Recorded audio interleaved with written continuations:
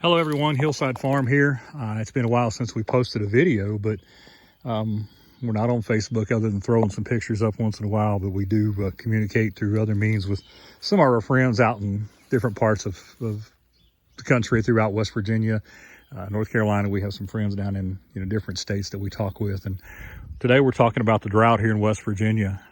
We're in a D2 drought in the counties surrounding us here, especially up along the Ohio River area. Everything's pretty much dried out, and as I said, they've designated a D2, I believe, possibly into a D3 in some areas for a drought. They're looking at some assistance, hopefully, for some of the farmers out here that may need it with hay and some other stuff. Our big thing right now we'll show you is our garden, what happened to it.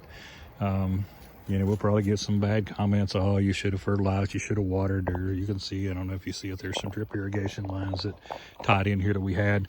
We have city water for the farm residents, but we use well water for our livestock and everything else.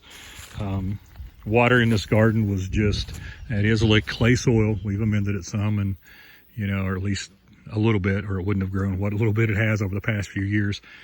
But anyway, it just didn't do any good. We'd water it for a few hours and turn it off and move it to another row, and then the next day it would be completely dried out again. So just a few of the tomato plants in this garden, there's another one, but just this garden in particular through here, they're just, of course now we pulled up the stakes and everything already, but they just didn't produce. You'll see here some of the little ones that tried to produce. I hope you can see that with the camera.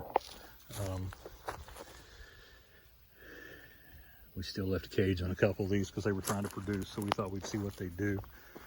Other than that, as you can see, they're drought, drying up. The weather here has just been terrible again this week. They're talking about 100-degree temperatures. You can see some of the ground. There's cracks in the ground here. Through here we got some zucchini, squash. We got a little bit of that early on. Of course, there's a decent one there. Some squash, zucchini, cucumbers. I forget what else we've had planted through here. Some of it didn't make it. Some of it's still trying, as you can see. Had some watermelon through here that never came up.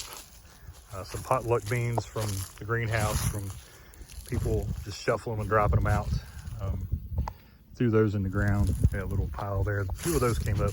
Watermelons were in here, no good. And it may look like a mess, but with this, before we let it go, we did have it tilled. The weeds were out of here. It did look good between the rows and everything. Here's another little watermelon patch that we had.